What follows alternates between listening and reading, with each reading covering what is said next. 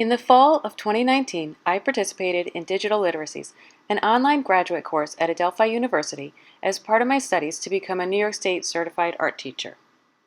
Through this class, I was introduced to James Paul Gee, who is the Mary Lou Fulton Presidential Professor of Literacy Studies at Arizona State University, and he has written extensively on learning and literacy.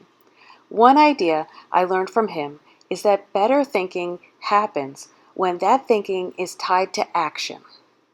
Gee often connects this thinking tied with action to video games and acknowledges the learning potential in gaming. The problem I have with this is that I suck at video games. But I love games in real life.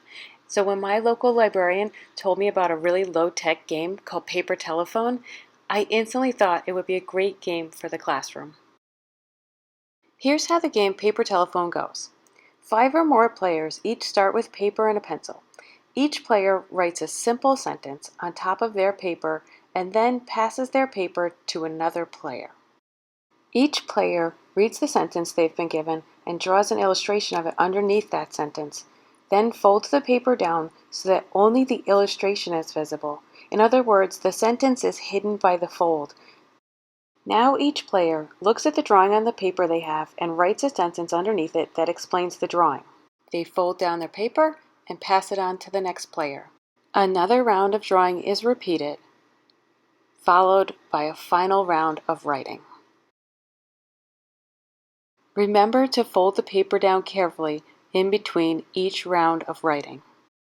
At this point, the paper is probably almost full, and it can be unfolded so that you players can see the difference between the original sentences and the final results. Usually it's a toss-up between which is funnier, the difference between the original sentence and the final result, and the pictures that were attempts to illustrate that original sentence. I created a visual reminder to help myself evaluate whether or not bringing Paper Telephone into the classroom is really a good idea. From an art teacher's perspective, Paper Telephone provides some fun sketching practice, and it could improve students' understanding of how line, gesture, and symbols can communicate meaning.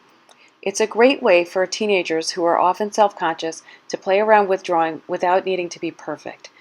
Because there's time and message constraints, the drawings become inherently flawed. This creates a classroom atmosphere that welcomes mistakes and experiments and opens students up to the power of creative thinking. Games in the classroom can increase student enthusiasm and engagement, improve social connections, provide teachers with the opportunity to give immediate feedback, and, as Gee explained, promote information retention. If digital games work in your classroom, have at it. If you're old school like me, bring back the classics.